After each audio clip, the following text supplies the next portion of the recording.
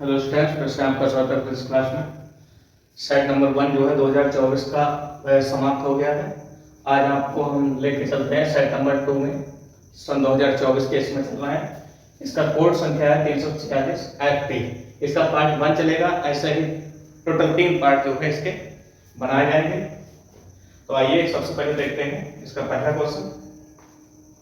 लिखा बिंदु आवेश एक छोटे आयतन में एक समान रूप से वितरित है। 2 सेंटीमीटर त्रिज्या के गोलीय पृष्ठ से कुल आवेश को घेरते हुए वैद्युत फ्लक्स का मान, जो वैद्युत फ्लक्स दिया रखा है जिसे हम फाई बोलते हैं, उसका मान दिया रखा है 10 वोल्ट इंटू मीटर। तो 4 सेंटीमीटर के लिए कितना होगा? ये कितना है? ये R is equal to 2 centimetre के लिए। तो हमें यहाँ पर फाई की वैल्यू ज्ञात करनी है किस पर? R is equal to 4 centimetre के लिए। तो इसके लिए हम आपको बताते हैं एक formula. Phi is equal to क्या होता है? Q अपॉन एप्सिलॉन नॉट होता है। तो फाई जो है यहाँ पर Q पर और एप्सिलॉन नॉट पर निर्भर करता है, जो कि R पर निर्भर नहीं करता है। अब चाहे R 2 हो या R 4 सेंटीमीटर हो, फाई का मान जो है R पर निर्भर नहीं करता, निर्भर नहीं है। अतः 4 सेंटीमीटर पर फाई बराबर 10 वोल्ट इंटू मीटर ही होगा। तो यहाँ पर जो है आपका पहला ही ऑप्शन जो है सही रहेगा। ठीक है, ये आपका पहला क्वेश्चन हल हो गया। चलिए ठीक है, तो आइए देखते हैं अगला क्वेश्चन। ये स्क्रीनशॉट ले लीजिए। इसमें क्या लिखा है?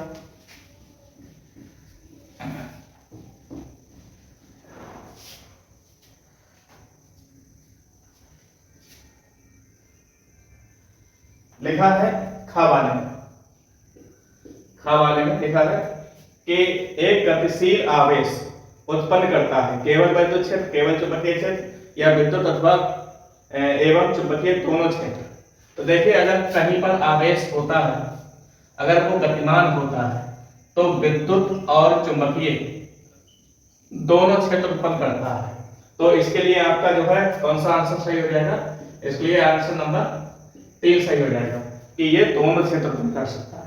इसमें जो है जो उत्तर माला भी रखी है उसमें इसका सेकंड आंसर दिया रखा है। इसमें लिखा है केवल चुंबकीय क्षेत्र। गतिमान आवेश जो होता है वो विद्युत और चुंबकीय दोनों क्षेत्र उत्पन्न करता है, लेकिन इसके अकॉर्डिंग क्या बताया गया है? केवल चुंबकीय क्षेत्र, जो कि गलत है। तो आपका तीसरा आंसर जो है सही हो जाएगा। ठीक है, विद्युत और चुंबकीय दोनों क्षेत्र उत्पन्न करता है। चलिए गा वाला देखते हैं। गा वाले में क्या कहा है? निर्वात में संचरित होने वाले विद्युत तथा चुंबकीय तरंग के मान दिए रखे हैं। ई का मान दिया रखा है ई नॉट साइन के एक्स माइनस ओमेगा टी, और बी इक्वल टू दिया रखा है बी नॉट साइन के एक्स ओमेगा टी। तो आपको जो है 4 ऑप्शन दिए रखे हैं, इसमें से बताना है कि कौन सा संबंध सही है। तो चलिए हम जानते हैं, क्या जानते हैं? हम जानते हैं कि ई नॉट इज इक्वल टू क्या होता है? सी इंटू बी नॉट। लेकिन यहां पर हम क्या करेंगे? सी की वैल्यू रख देंगे। सी बराबर क्या होता है? ओमेगा अपॉन में के। तो इसलिए हमारे पास ई नॉट बराबर क्या हो जाएगा? सी। सी होते प्रकाश की चाल, ये होती है ओमेगा अपॉन में के इंटू में बी नॉट। अगर इस के की गुणा ऐसे करोगे तो E naught is equal to क्या हो जाएगा? ई नॉट इंटू में K is equal to omega into V naught. तो ये आपका जो है option number first is the right answer. ठीक है, ऑप्शन नंबर फर्स्ट जो है इसका ठीक है, ये दिखाई दे रहा है। तो आइए अगला जो है उसको लेके चलते हैं।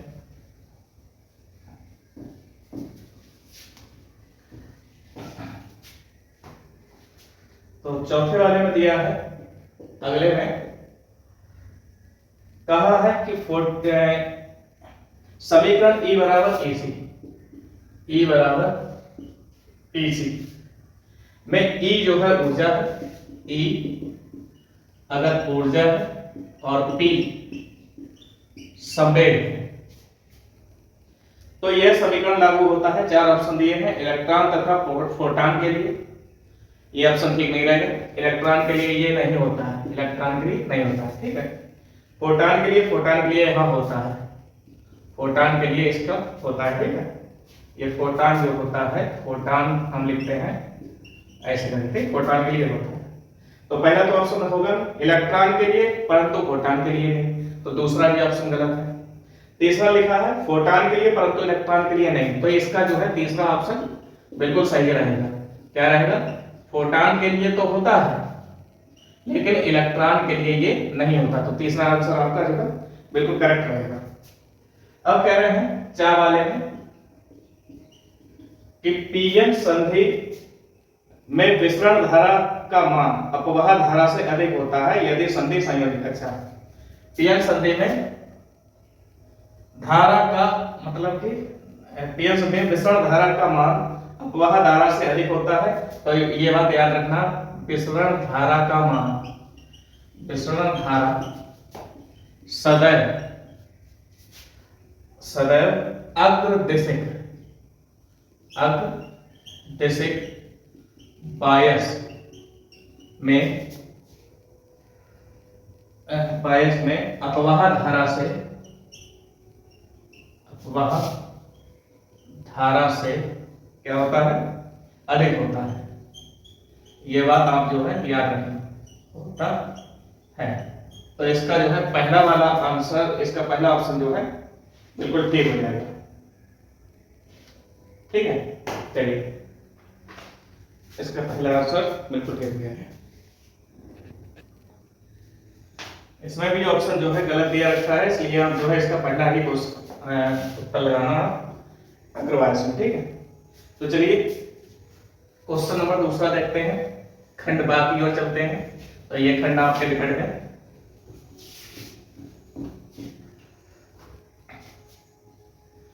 खंड बा का दूसरे का पहला।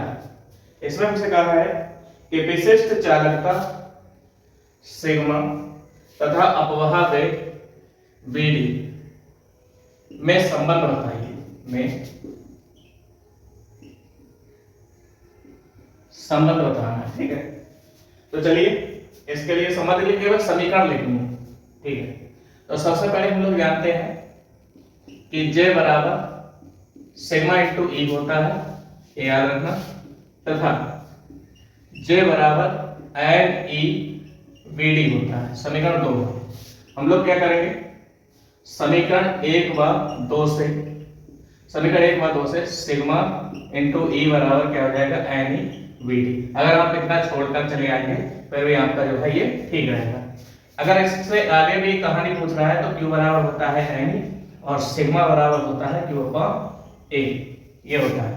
तो सिग्मा की जगह पर हम क्या लिख सकते हैं, ये अच्छा ये सिग्मा वो नहीं है इसलिए छोड़िए इसे, यहाँ पर इसे ऐसे लिख सकते हैं, ये विशिष्ट चालकता है, वो सिग्मा जो है पृष्ठीय वितरण आवेश होता है, यहाँ पर विशिष्ट चालकता दिया रखा है। तो यहाँ पर वी डी बराबर हम क्या लिख सकते हैं, सिग्मा ई, और ये एन ई कहाँ जाएगा? बटन में। ये आपका जो है या तो ये हो जाएगा या तो ये, कुछ भी आप कर सकते हैं, ठीक है, जो आपका मन हो। चलिए अगला सवाल देखते हैं इसमें। खवाला ने कहा कि एम्पियर का परपथीय नियम का उल्लेख कीजिए। एम्पियर का परपथीय नियम क्या है? यदि कोई ऐसे करें, कहने का मतलब ये है, यदि कोई चालक है, चालक में जब आवेश प्रवाहित होता है तो यह इसके चारों ओर एक एम्पियर लूप का निर्माण करता है, एम्पियर लूप। तो इस एम्पियर लूप में से गुजरने वाली कुल धारा होती है जिसे हम कहते हैं आई। तो इसके चारों ओर बने चुंबकीय क्षेत्र B का जो रेखीय समाकलन होता है, यह इसमें कुल धारा I का म्यू0 गुना होता है। क्या है? चुंबकीय क्षेत्र का रेखीय समाकलन कुल नेट धारा I का म्यू0 गुना होता है। चलिए ये आपको जो है हम परिभाषा लिखे देते। देखिए लिखा है किसी बंद परिपथ की सीमा के अनुदिश चुंबकीय क्षेत्र का रेखीय समाकलन पथ द्वारा घिरी नेत्र धारा I का म्यू0 गुना होता है। ठीक है, अर्थात चुंबकीय क्षेत्र का रेखीय समाकलन म्यू0 इंटू सिग्मा I। यहाँ सिग्मा I क्या है, कुल धारा या नेट धारा। ठीक, चलिए अगला क्वेश्चन देखते हैं। अगला क्वेश्चन देखते हैं, इसमें क्या लिखा है।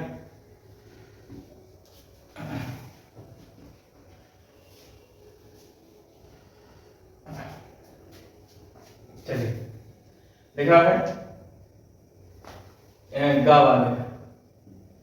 गावाले लिखा है कि 1 किलोवाट घंटा को 1 किलोवाट घंटा को जूल में बदलिए। इसको हमें जूल में कन्वर्ट करना है, जूल। ठीक, अच्छा जूल बराबर क्या होता है, वाट इंटू सेकेंड भी होता है। कैसे होता है, क्योंकि हमने P बराबर पढ़ रखा है W अपॉन T पढ़ रखा है।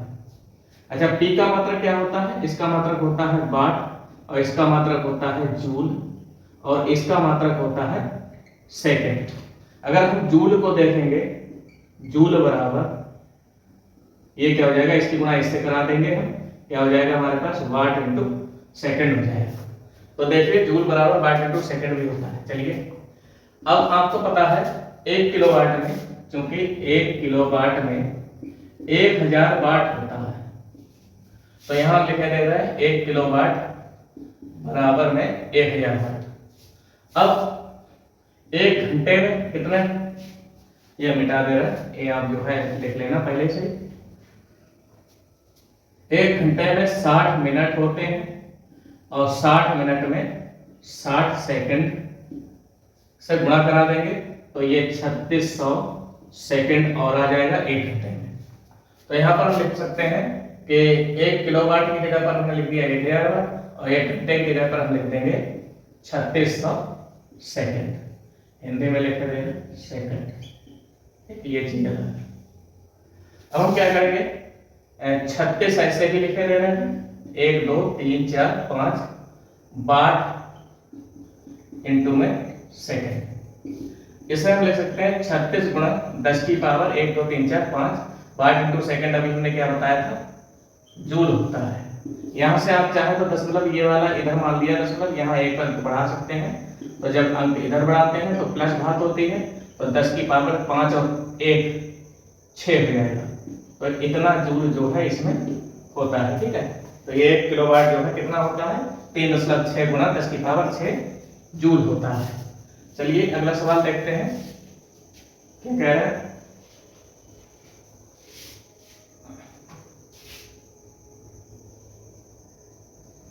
दूसरे का घात, हाँ लिखा है स्वप्रेरकत्व का विमीय सूत्र।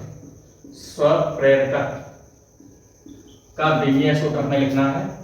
L बराबर होता है E अपॉन में डी आई अपॉन में डी टी। तो यहाँ E क्या है, E है विद्युत वाहक बल, जिसका मात्रक होता है वोल्ट। इसका मात्रक क्या होता है, वोल्ट, यानी कि जो विभव का होता है वही इसका होता है। तो इसलिए हमारे पास L की जो विमा हो जाएगी वो क्या हो जाएगी, E की विमा। E की विमा जो होती है वोल्ट में, ये क्या होती है, देखो E बराबर होता है W अपॉन Q होता है। W की विमा क्या होती है, m/t-2। ये होती है, इसकी होती है AT। तो यहाँ पर जब मिला के हम लिखेंगे m/2t-3, A ऊपर पहुंचेगा -1। तो ये इसकी विमा होती है। यहाँ पर हम लिखे ले रहे हैं m/2t-3 A-1। इसकी विमा ये होती है, इसकी E की, ये हम ले लिख दी है यहाँ पर विमा। तो जब हम L की विमा लिखेंगे तो ऊपर इसकी विमा लिखेंगे। इसकी विमा क्या होती है हमारे पास, m/2t-3 A-1। और यहाँ पर di है, I की विमा जो होती है केवल A होती है, जिसे हम एम्पियर बोलते हैं। और यहाँ बटे के बटे में क्या है, टाइम। टाइम के लिए हम क्या लिखते हैं, T। तो ये बटे का बटा कहाँ जाता है, हमेशा ऊपर जाता है। तो ये m/2t-3 A-1 ये ऐसे हो गया, और यहाँ गुणा में T आ गया। फिर बटे में क्या आ गया हमारे पास, A। अगर हम इन सबको मिला के लिखेंगे तो हमारे पास mn2 t एक पावर प्लस की है, यहाँ माइनस की 3 है, तो 1 में से 3 जाएगा, -2 बचेगा। यहाँ एक ये प्लस की है, ऊपर जाएगा माइनस का हो जाएगा, माइनस का एक ये है, माइनस का एक ये भी हो जाएगा, तो ये माइनस का 2 हो जाएगा। यही आपके पास स्वप्रेरक एल की जो है विमा आ गई। ठीक है, तो चलिए देखते हैं अगला क्वेश्चन। ये आप स्क्रीनशॉट ले लिया करें, जब मैं जो है साइड में हटा करूं तब, इसमें हटने का इंतजार नहीं करिए। दूसरे का अगला सवाल हमसे कहा है कि हाइड्रोजन परमाणु की आयनन ऊर्जा, क्योंकि आयनन ऊर्जा जो दी रखी है हाइड्रोजन परमाणु की, वो दी रखी है 13.6 इलेक्ट्रॉन। इसके इलेक्ट्रॉन की n बराबर 2 में आयनन ऊर्जा क्या होगी, आयनन ऊर्जा हमें बतानी है। ठीक है, ये सूत्र। अच्छा, एक सूत्र आपने पढ़ा है, En बराबर माइनस का 13.6 इलेक्ट्रॉन वोल्ट बटे में n का स्क्वायर। n बराबर क्या करेंगे, 2 रखने पर, जैसे ही 2 रखेंगे तो इसलिए En बराबर E2 हो जाएगा, और ये माइनस का 13.6 इलेक्ट्रॉन वोल्ट बटे में 2 का स्क्वायर। 2 का स्क्वायर जब आएगा तो ये माइनस का 13.6 और बटे में 4 आ जाएगा। जब 4 से इसे भाग देंगे तो ये माइनस का 3.4 इलेक्ट्रॉन वोल्ट आ जाएगा। हमें आयनन ऊर्जा निकालनी है, तो आयनन ऊर्जा के लिए आप लोग याद रखना, आयनन ऊर्जा जो होती है वो हम E अनंत में से, जिसकी हमें हमसे पूछी गई है, वो हम निकाल सकते हैं। तो यहाँ पर हमारे पास क्या आ जाएगी, E अनंत। E अनंत का मान याद रखना 0 होता है, और E2 की वैल्यू हमने अभी निकाली है, कितनी है, यह है माइनस का 3.4 इलेक्ट्रॉन वोल्ट। जब हम इसे माइनस माइनस लिखेंगे तो ये क्या आ जाएगा, प्लस में 3.4 इलेक्ट्रॉन वोल्ट। अब ये आयनन ऊर्जा 0 कैसे हो गई, तो ये E अनंत हम जब निकालते हैं तो माइनस का 13.6 इलेक्ट्रॉन वोल्ट, और नीचे n की जगह पर हम क्या लिखते हैं, अनंत का स्क्वायर। तो यहाँ पर जब 1/अनंत का मान याद रखना 0 होता है, जब यहाँ 1/अनंत है तो इसका पूरे का मान क्या होता है, 0 हो जाता है। इसलिए हम इसे ऐसे जो है ले सकते हैं। ठीक, तो देखते हैं फिर अगला सवाल क्या कहता है। एक तरंगाग्र की परिभाषा देनी है। चलिए, तरंगाग्र की परिभाषा क्या होती है ये हम आपको लिख के समझाते हैं पहले से ही। क्या होती है तरंगाग्र, देखिए लिखा था, किसी माध्यम में किसी क्षण खींचा गया ऐसा काल्पनिक पृष्ठ जिसमें स्थित सभी कण कंपन की समान कला में हो। कंपन की समान कला क्या होती है, ये एक कण है, इसके द्वारा ऐसे करके ये तरंगे जा रहे हैं, दूसरे कण के द्वारा ऐसे ये भी तरंगे ऐसे जा रहे हैं, तीसरा कण है ये भी ऐसे ही तरंगे जा रहे हैं। तो देखिए इनका श्रृंग ये कंपन की समान कला में है, इसका गर्त और गर्त ये कंपन की समान कला में, ऐसे ही श्रृंग ऐसे ही गर्त ये समान कला में होती है, ऐसे ऐसे ऐसे। ठीक है, तो ऊपर वाली कहलाती है श्रृंग और ये नीचे वाली कहलाती है गर्त। जब कंपन की समान कला में होगी तो ऐसे खींचा गया जो काल्पनिक पृष्ठ होता है, ये जो हमने ऐसे पृष्ठ खींचा है, इस पृष्ठ को हम क्या कहते हैं, तरंगाग्र। ये समतल तरंगाग्र है, इसलिए ये समतल दिखाई दे रहा है। ये 3 प्रकार के तरंगाग्र होते हैं, गोलीय, बेलनाकार और समतल तरंगाग्र। ठीक है, तो ये जो है इसकी परिभाषा हो गई। तो आइए अगला सवाल देखते हैं, खंड नंबर 7। खंड 7 में क्या लिखा है, यहाँ परिभाषा लिख लेना। खंड 7 में देखिए क्या लिखा है, तीसरे में क्या लिखा है, तीसरे का सवाल नंबर का एक चित्र दे दिया है ये, और इसमें एक स्विच लगा दिया है, इस वाले में ये स्विच लगा दिया है, जिसे इन्होंने एस के रूप में माना है। ठीक है, ये यहाँ पर 10 ओम पेट्रोल लगा है और यहाँ पर ये 30 ओम पेट्रोल लगा है। इसके साथ में एक 20 वोल्ट का सप्लायर लगा दिया इसमें, ये 20 वोल्ट। ठीक है, तो हमसे पूछ रहा है दोनों स्थितियों में कि 10 ओम वाले प्रतिरोधक में प्रवाहित धारा का मान ज्ञात कीजिए, जबकि स्विच खुला हो। ये स्विच इस समय खुले की स्थिति में है और जबकि स्विच बंद हो। अब ये बंद हो गए, ऐसे दबाएंगे ये, तो इसमें धारा जो है यहाँ से बह जाएगी। चलिए देखते हैं।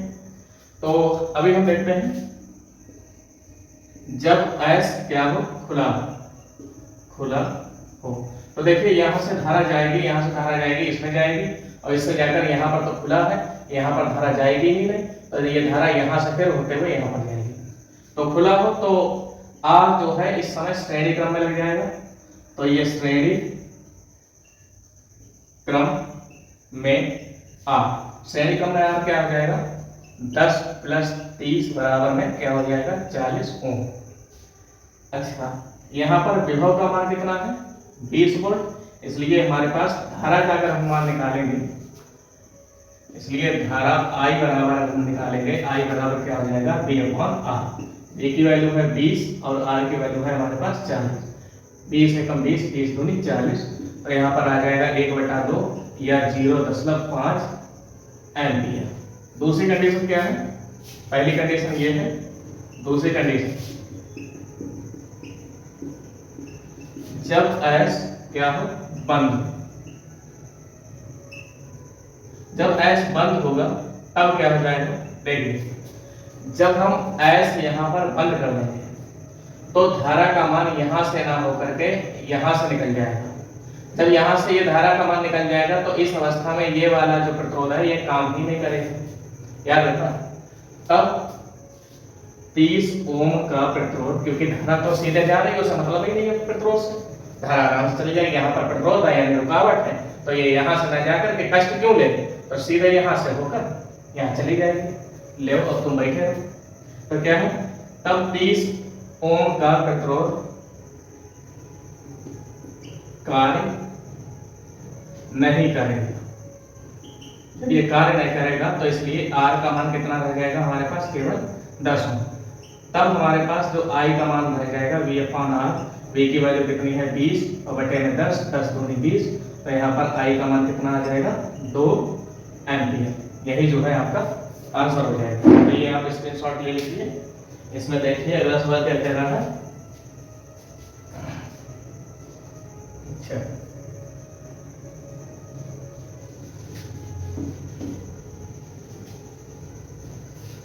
अगले सवाल में लिखा है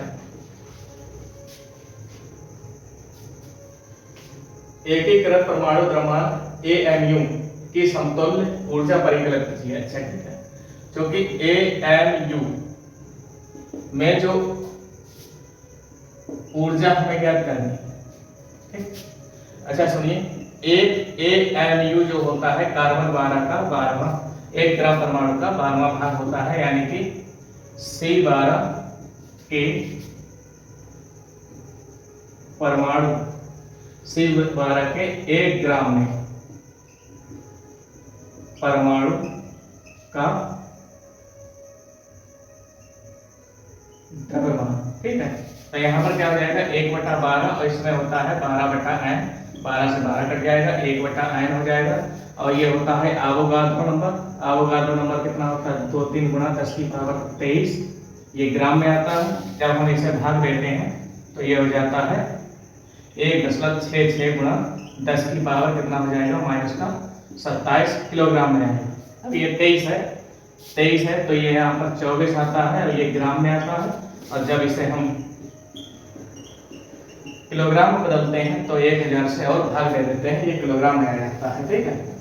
अब हमें क्या करनी है, इसके समतुल्य ऊर्जा निकालनी है। अब आइंस्टीन का समीकरण आपको पता है, आइंस्टीन के समीकरण ने बताया था कि अगर किसी वस्तु में द्रव्यमान है तो उसमें ऊर्जा उस द्रव्यमान के तुल्य होगी।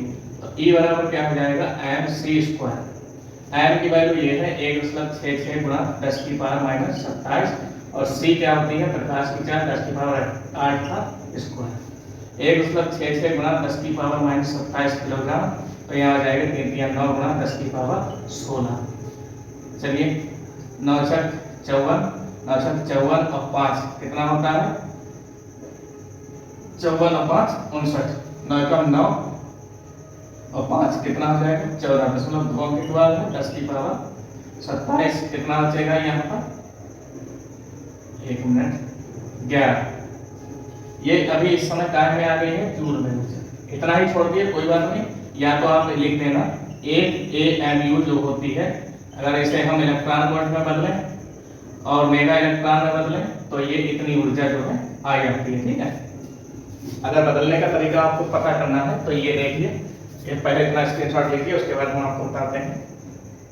चलिए ऐसे लेना, फिर ये लिखना, ठीक है। तो अगर हम इसे मेगा इलेक्ट्रॉन वोल्ट में बदलते हैं तो देखिए 1 AMU मेगा इलेक्ट्रॉन वोल्ट में बदलना है, तो ये हमारे पास 14.94 गुणा 10 की पावर माइनस 11 जूल है। इसे अगर हमें इलेक्ट्रॉन वोल्ट में बदलना है तो 4 गुणा 10 की पावर माइनस 11 1.6 गुणा 10 की पावर, ये क्या हो जाएगा माइनस 19 इलेक्ट्रॉन वोल्ट में हो जाएगा। अब मेगा इलेक्ट्रॉन वोल्ट में बदलना है तो इसे जब हम भाग दोगे 10 की पावर 11 और बटे में 1.6 गुणा 10 की पावर माइनस 19 है, तो यहाँ पर आप 10 की पावर 6 से और भाग दे देगा तो आपका मेगा इलेक्ट्रॉन वोल्ट में आ जाएगा। तो ये आ जाएगा, आपको हल करके ये मिल जाएगा, ठीक है। ये इतना आप हल करके खुद देख लें तो आपको यही मिल जाएगा। तो चलिए अगला सवाल देखते हैं क्या कहता है। ये तीसरे का खा वाला था, ठीक है, खा वाला।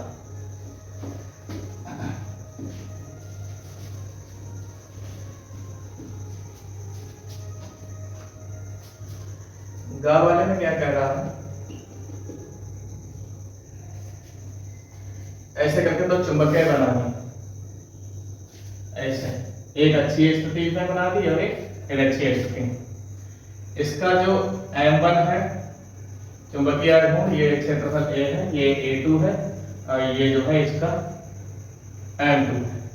यहाँ पर N है, यहाँ पर S है और इसके मध्य बिंदु पे P है, ये यहाँ पर, ठीक है।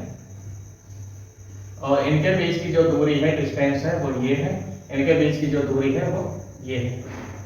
तो चलिए हमें जो है बिंदु A1 के कारण यानी कि A1 किस में है, A1 अक्षीय स्थिति में है और A2 जो है ये वाली, ये जो है निरक्षीय स्थिति में है, ठीक। अक्षीय स्थिति में हमें चुंबकीय क्षेत्र की तीव्रता दे रखी है, चलिए ठीक है। क्योंकि B अक्षीय जो है वो कितनी दी रखी है, 2 गुणा 10 की पावर माइनस 3 टेस्ला दी रखी है, 2 गुणा 10 की पावर माइनस 3 टेस्ला, ठीक है। और इसका जो मान होता है वो म्यू नॉट अपॉन में 4 pi into 2m upon D है दूरी, यहाँ पर ये जो दूरी डी है तो डी की घात 3 हो जाएगा, यहाँ पर 2 गुणा 10 की पावर माइनस 3 टेस्ला हो जाएगा, ठीक। ये B1 का मान दिया रखा है, B अक्षीय का मान दिया रखा है, ठीक।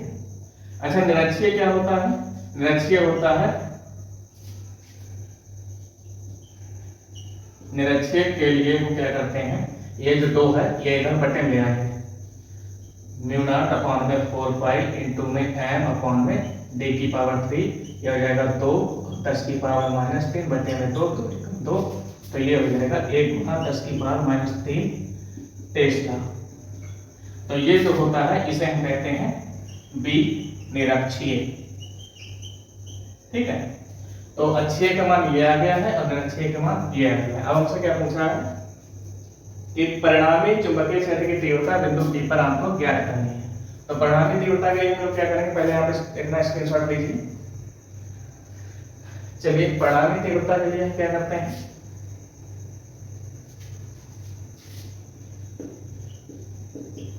परिणामी चुंबकीय क्षेत्र की जो तीव्रता हमें ज्ञात करनी है वो क्या होती है, ये एक दूसरे के देखो परपेंडिकुलर है, यानी कि इनके बीच में एंगल बनेगा वो 90° का बनेगा।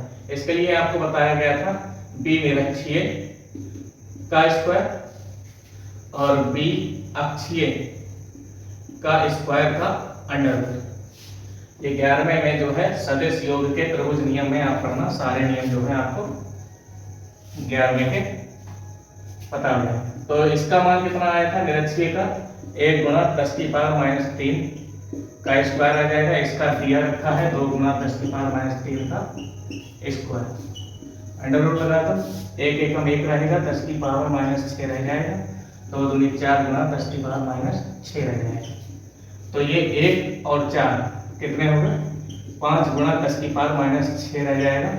यहाँ से जब हम अंडर रूट निकालेंगे तो ये 10 की पावर 6 का कितना रह जाएगा, 10 की पावर आधा रह जाएगा। यही इसका आंसर दिया रखा है, ठीक है। परिणामी चुंबकीय क्षेत्र की तीव्रता। हम चाहें तो इसका वर्गमूल निकाल सकते हैं या तो इतना ही उत्तर लिख सकते हैं, कोई बात नहीं, ठीक है। तो चलिए अगला सवाल हमसे कहा है घा वाला, ये स्क्रीनशॉट ले लेना आप। घा वाले में क्या लिखा है,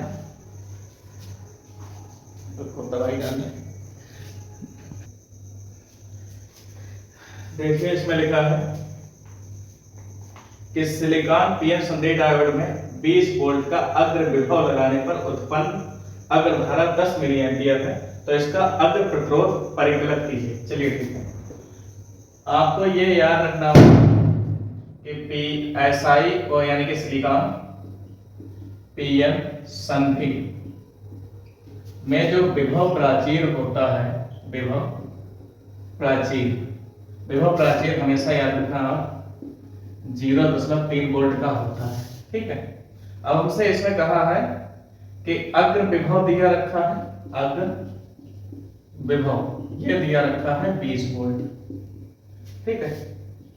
तब जो नेट विभव यानी कि कुल विभव आ जाएगा वो हमेशा याद रखना 20 में से 0.3 घटाया जाता है, तो ये जब घटाएंगे तो 19.7 वोल्ट बचेगा। अच्छा, तथा दिया रखा है, क्या दिया है, धारा कितनी है, 10 मिली एम्पियर। मिली में 10 की पावर -3 होता है, ये एम्पियर हो जाएगा, और ये 10 की पावर -2 एम्पियर बचेगा, ठीक है। अब हमें क्या निकालना है, प्रतिरोध निकालना है।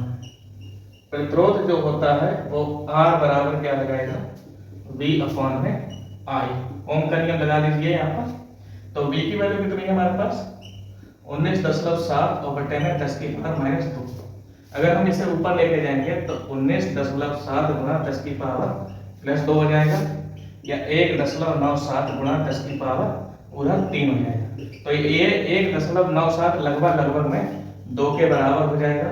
तो यहाँ हम लगभग में लिखे रहेगा 2 गुणा 10 की पावर 3 ओम, यही आंसर हो जाएगा। अगर आप ये छोड़ देंगे फिर भी कोई दिक्कत नहीं, क्योंकि किताब में इसमें आपका जो है ये आंसर दिया रखा है। तो चलिए आज के लिए बस इतना ही रखते हैं। 3 तक जो है आपका ये सेट जो है इसका सॉल्व हो गया है। आपको जो है नंबर 4 से 5 से जहां तक हो सकेगा हम कोशिश करेंगे हो जाएगा। तो आज के लिए बस इतना ही।